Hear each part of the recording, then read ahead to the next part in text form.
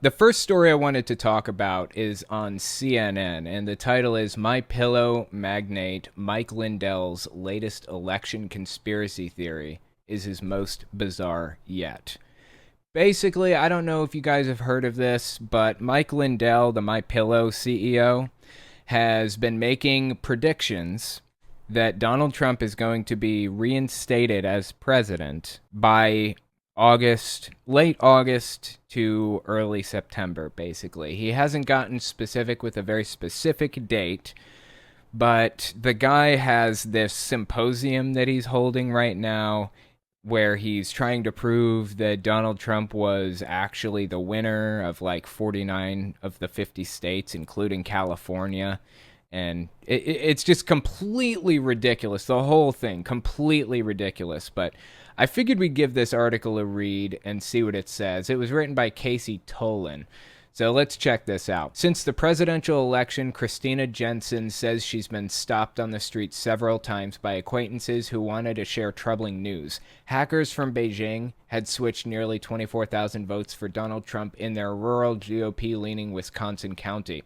Jensen, the Clark County clerk and a Republican herself, has patiently explained that the local election computer system isn't connected to the internet, and the county has less than 17,000 registered voters overall. So people are making an absurd, unrealistic, easily debunked claim. We go out there and debunk it, and people just close their fucking ears. They don't even listen.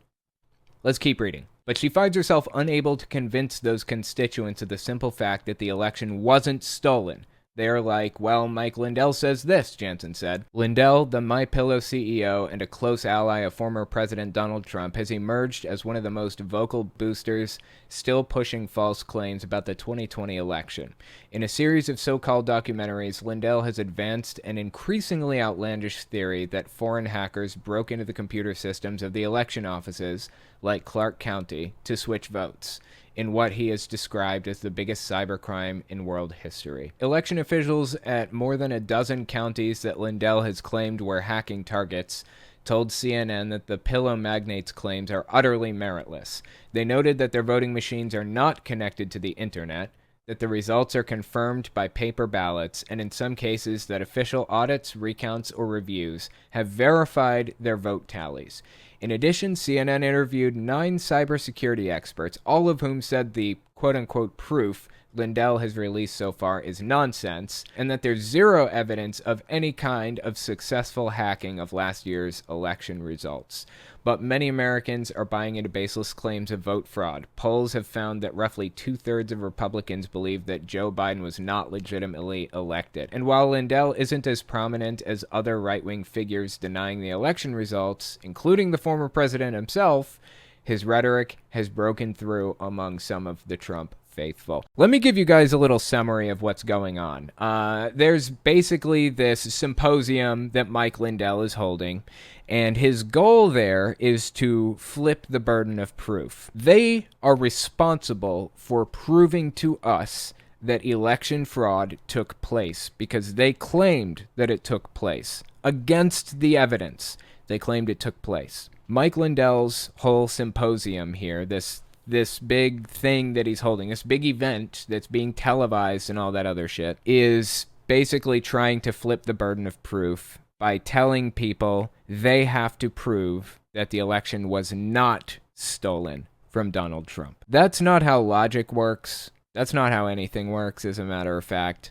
So it's completely ridiculous that anybody would buy into this, but like CNN says here, 2/3 of Republicans believe President Joe Biden was not legitimately elected. That's fucking concerning.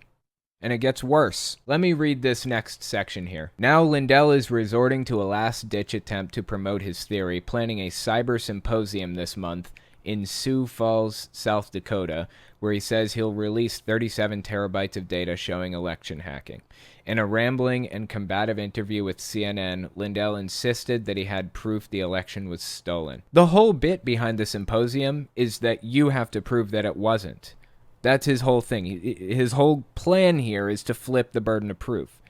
If he had the proof, don't hold a big-ass symposium, just show us. Release it. Simple as that. I don't get it. I'm not wrong. I've checked it out. I've spent millions, he claimed. You need to trust me and come there. Election officials say Lindell's conspiracies are undermining faith in the voting system. Scott McDonald, the clerk for Dane County, Wisconsin, another county where Lindell has claimed hacking switched thousands of votes from Trump to Biden, said that out of all the election theories he's heard, Lindell's is the worst one because it's the dumbest. The county conducted a hand recount of every ballot paid for by Trump's campaign, which verified Biden's win, and every ballot in the state has a paper trail.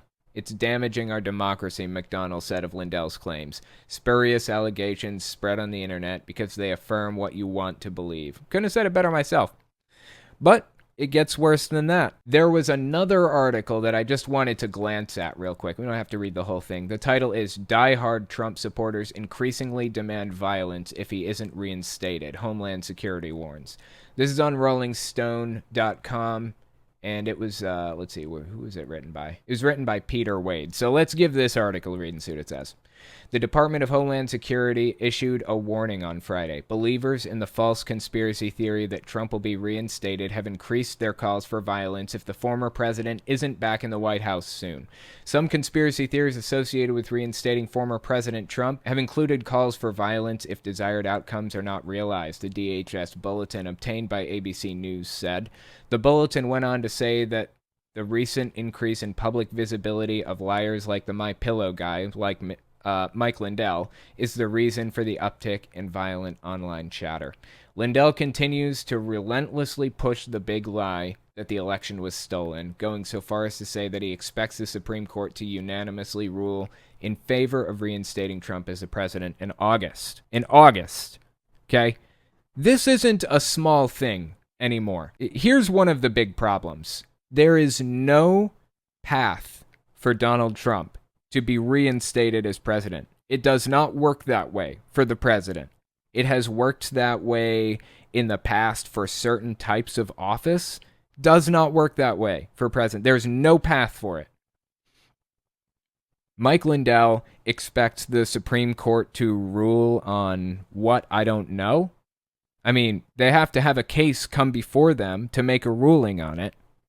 And they've already said they're not taking up certain political cases. The Supreme Court said that. Even if the Supreme Court ruled in favor of Donald Trump, it wouldn't matter. At best, that means Biden is removed from office and then the Speaker of the House takes office. That's best case scenario. Trump has no path to the White House anymore, unless it's 2024. But they don't want this to happen in 2024. They want it to happen in August of 2021. And as they said, if it doesn't, there's going to be violence. So I was looking around at all of the typical pastors I usually talk about, right? We've got Robin Bullock. We've got Hank Kunneman. God, I wish I could remember the other guy's name. Andrew Womack's this guy's name, by the way. Couldn't remember it first. Anyways, this first video I wanted to watch is a retired general from the United States military. General McInerney, I think. Watch this clip. I believe the general is the one in the middle. Let's check it out and see what they had to say for themselves. The next few weeks are going to be potentially rough. They're going to try to throw everything at us, try to shut down the internet, try to mandate vaccine passports, mask mandates, try to bring down the financial system. Okay, who is they is one of my first questions here. Who is going to be doing all of this stuff to you? Turning off the internet? And what was the last thing he said? Try to bring down the financial system. Bring down the financial system. I mean, I assume who he's talking about is the U.S. government. Why would the U.S. government want to take down the financial system or turn off the internet? There's no logic to be found in this. I'm trying to apply rationality to people who don't have it. I'm trying to use nuance in a situation that has none. That's why it's just coming up completely nonsensical. Let's keep listening. And more. And you guys have heard that as well, correct? Yes. And they're going to try to stop Mike Lindell's symposium, which he's offering $5 million to anybody who can prove him wrong on the movie that he has made absolute proof that shows how the Chinese Communist Party and the Russians use cyber warfare. This is a fucking retired general. What the fuck is going on right now? What is this shit? Really? My God, is this sad? This is a retired general. Seriously. And he's saying this just batshit crazy stuff. They're gonna try to shut down Mike Lindell's symposium? Nobody gives a shit about Mike Lindell's fucking symposium. It's like they start out with an assumption and they repeat it enough until people think it's true, and then they stack another assumption on top of that last one, and then another, and you just got this gigantic fucking tower of just batshit crazy, ridiculous conspiracy theories. That's how these conspiracies form. Let's keep listening. Cyber warfare against the election system on the 3rd of November. Okay, cyber warfare against the election system, saying the Chinese Communist Party, CCP, used cyber warfare against the election system. That's why the elections are all held offline. We aren't connected to the internet when we do all of this stuff. That's why we have ballot machines and all that. That's why we don't do online voting, because everybody wants it to stay paper to prevent hacking. I can imagine a situation in which voter fraud takes place. I'm sure there was some voter fraud, but as Bill Barr said last year, there was not enough election fraud to flip the election, to change the results. It was negligible amounts. In a country of 350 million people, you're going to find a couple of examples of it at the very least. Not enough to change the election results. But I would expect these people to at least come up with examples that are based in reality, that are actually realistic and not completely fabricated. China did not wage cyber warfare on our election locations. They weren't connected to the internet. Like I said, we're talking about extremists here, and when you're dealing with extremists, all nuance is gone. There's no nuance to be found. It's black and white. The Russians use cyber warfare against the election system on the 3rd of November. That's a very specific claim. Russia and China used cyber warfare against the election systems, on November 3rd. Zero evidence that that happened, first of all. And second, it's impossible because they weren't connected to the internet. Now, everybody poo-poos that and say, well, that's been debunked and there's no evidence. Anybody that says it's been debunked and no evidence is part of the group that participated in it. That is part of their psychological warfare campaign. Okay, I love it. This is black and white thinking. If you disagree with me, you are the enemy. You're part of the group that I want to destroy. Black and white thinking right there. This is fucking sad, dude. This is a fucking retired general saying this shit. Yeah, okay, so General Paul E. Vallely and General Thomas McInerney, I think. This is sad, but just wait. It gets even sadder. The next clip is of a pastor that I talk about fairly frequently, every now and then. I call him Pastor Buckaroo because he wears this fucking bad-ass sweater vest. Really, absolutely love it. And I'm not even sure why he wears this so often, but it's like every single clip that I ever see of him, he's wearing a vest. And it's just on point, honestly. Really, I love it to death. But this is one of Mike Lindell's security guys, like security, cyber people, I guess. So I wanted to give this a listen and see what this televangelist is saying about it. Check this out. Oh, by the way, all of these took place, all these clips came out late July, early August. Listen to this. I have evidence, and we have whistleblowers, that we also have people in America that are traitors that cooperated with this to get the ends that they wanted. So it's not just foreign actors. We've got some bad actors in our own country, and frankly, they're traitors, and they deserve traitors' treatment. What does that mean? They deserve traitors' treatment.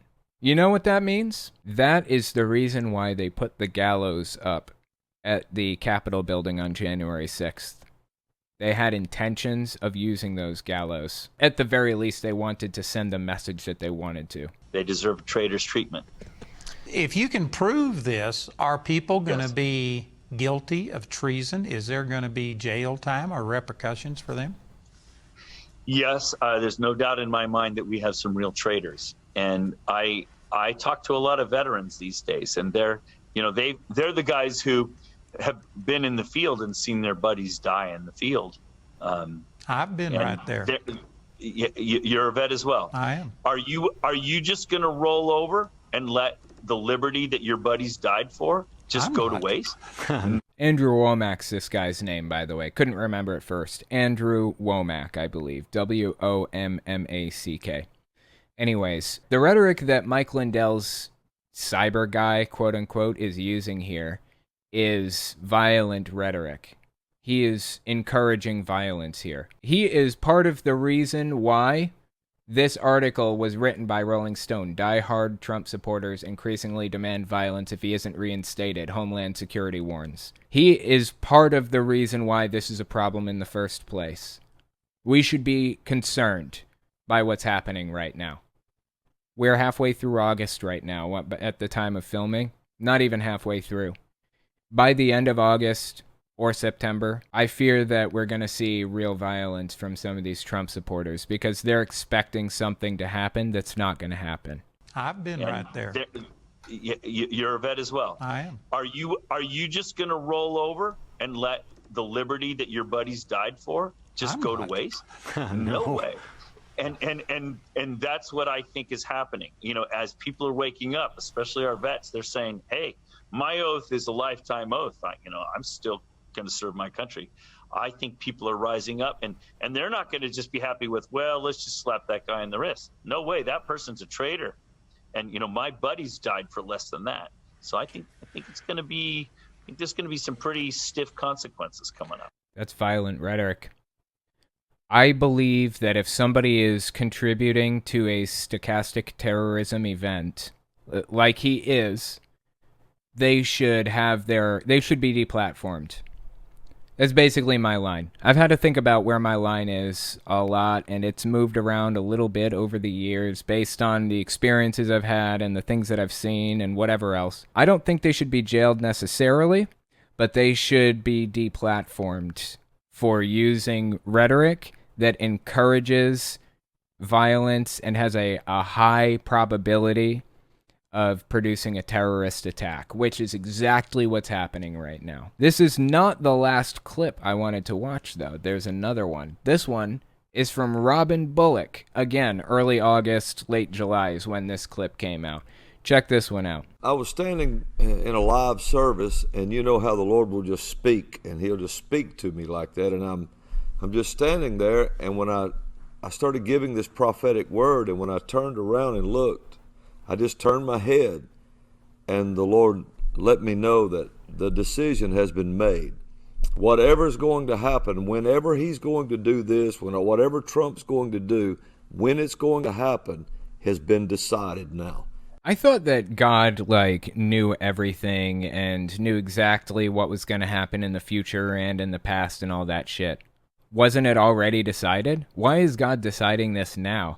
Why didn't God decide this in, October of 2020? Is it just because he's trying to get people riled up? Is he just trying to add to this stochastic terrorism event that will inevitably lead to terrorist action? It's not going to be decided. He's already decided. So this whole thing, you're about to see a rapid unfolding. Wow. I'll tell you something else, too, that I heard the Lord say, and I haven't told this anywhere. Okay. That, I'm not, unless the Lord tells me a specific date of something, I don't say that. But if he tells me, I'll tell you. Oh, I love it. He and a bunch of other people have basically been busted for making false predictions about future dates. Specific dates were named. Jeff Jansen was real bad about this. He would name specific dates all the time. Last one he named is June 25th, I think, but I haven't really been paying close attention to him lately. Maybe he named another more recent one. Hank Kunneman named specific dates until it finally bit him in the ass one too many times. I mean, these people have a bad habit of naming specific dates. It's terribly embarrassing when the date comes and goes and nothing happens. I would have thought they would have learned their lesson by now about naming specific dates. We haven't had a specific date named by a lot of these guys for a while. It's been like April or May since the last specific date was named by these guys. So let's see if he's about to name one for us now. But I know something. Now, I'm not saying I know what yet because he hasn't showed me that. Good. Keep it vague. Good idea. It'll decrease the level of embarrassment that you have to deal with when it fails. Quicken my spirit. Something is really about to happen this month in August. Oh, that's a little more specific, huh? Something is about to happen. Well, he said something, so he could pick out literally any event and claim that that was the thing that he was talking about. Literally anything. He could even name, like, Mike Lindell's symposium as the something he was talking about. So I guess this isn't terribly risky for him, but it is terribly stupid. Especially, like, with how far-fetched it is. These guys all want Donald Trump to be reinstated as president of the United States in the next 4 weeks. 0% chance of that happening. 0% chance. I just can't believe that they're like kind of building it up and talking it up and trying to get people excited for this. It's absolutely ridiculous. This month in August. I don't know what it is. I don't know if it's a setup for something else that's coming. But I think from August all the way through, say November, you better keep heads up big, because when it starts, whatever's going to happen is going to happen like this. And then it's going to be a rapid succession of things. I love it how they said basically the exact same thing in January, and then March, and then May. Like, they keep doing this. They say something's going to happen, something big, and then they name like a 3-month period. Like, oh, something's going to happen in those 3 months, right? Like, even if Trump isn't put back into office, there will certainly be some important event that I can point to and say, see, I told you, I was correct. Greg Locke, the pastor Greg Locke, recently, he was in his circus tent, his big church service or whatever, and he starts screaming, we were right about all of it. I was right about everything. When, in fact, he was not. He was wrong about everything. He predicted Trump was going to win the election because that's what God wanted. Trump lost the election. He continued to predict and make all these ridiculous claims over and over and over again. And here we are. He was wrong about all of it. So what are these pastors going to do when the time comes that they're faced with their delusion? They made these claims, something was going to happen in the next 3 months, and then nothing happens? They're going to claim that they were correct all along, no matter how wrong they were. The next clip I wanted to watch is from Hank Kunneman. Check this one out. We speak this over Arizona. We bind any outside interference. We rebuke any attempts of the enemy to try to put their hand into the audits of Arizona. We call forth other states and we say, you come to your place of order.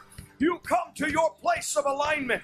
I guess he's speaking for God right now. Like he's using his voice to transmit God's thoughts and feelings and ideas. That's the idea behind this, right? He's a prophet of God, he believes. So everything that he's saying right now is God ordained. I mean, God wants his audience to know this. We declare that there shall be other audits that shall begin to arise. We call it forth in Pennsylvania. We call it forth in Georgia. We call them forth in New Hampshire. Dude, why didn't God just snap his fingers and put Trump into office if he was so desperate to have him as president? Really, is God so weak and ineffectual that he couldn't just put Trump into office? He couldn't motivate me personally to go out and vote for Donald Trump? If God really wanted Trump as the president for the next 4 years, he could have just snapped his fingers and made everybody in the country vote for Donald Trump. Simple as that. I'm not getting it. Like, if he really wanted Trump as president, then he would be. He's all powerful and all knowing, right? And all wise. It's just fucking bizarre to me what these this lore that these people are building is nonsensical. We call it forth in Wisconsin and Michigan. We call it forth even in California. God, we are praying right now that other states we begin to be moved upon by the Spirit of truth to continue to bring the truth to light, to expose every lie, to expose every deceit, and to reveal to the earth that the election was in fact stolen. When are these people going to come back down to reality? There's literally no evidence to show that the election had sufficient fraud to change the results. There's no evidence that that's the case. None. And here these people are sitting here seriously praying to God and holding these symposiums and encouraging people to literally get violent if they don't get the results that they want. This is fucking concerning. That the election was in fact stolen, and that the righteous hand of God shall see to it that the justice of you, the Almighty God, will be served. Therefore we call forth for the righteous hand of God to bring restoration and order. And the one who legally, rightfully, constitutionally won the election, we call them forth in their place of authority, in their seat of authority. The reason I show you guys all of these clips is because there's really something winding up right now. These people really believe something is going to happen in the next, let's say, between 1 and 3 months that is going to have Donald Trump put back in office in the next 1 to 3 months. Even less. Between 2 weeks and 12 weeks from now, they believe Trump will be in office again. And if he doesn't, they have to mobilize and do something about it. They have to forcefully put him back in office. There is a movement winding up right now that should be concerning to everybody. It's concerning to DHS. It's concerning to the FBI. They're taking it seriously. We should be taking this shit seriously too. That was one of the most disheartening, disturbing stories that I've covered in a while. Watching these people get mobilized and, all wound up. And DHS is genuinely concerned about what's going to happen if Trump isn't put back in office. Like, holy shit, dude. This is real. This is fucking real.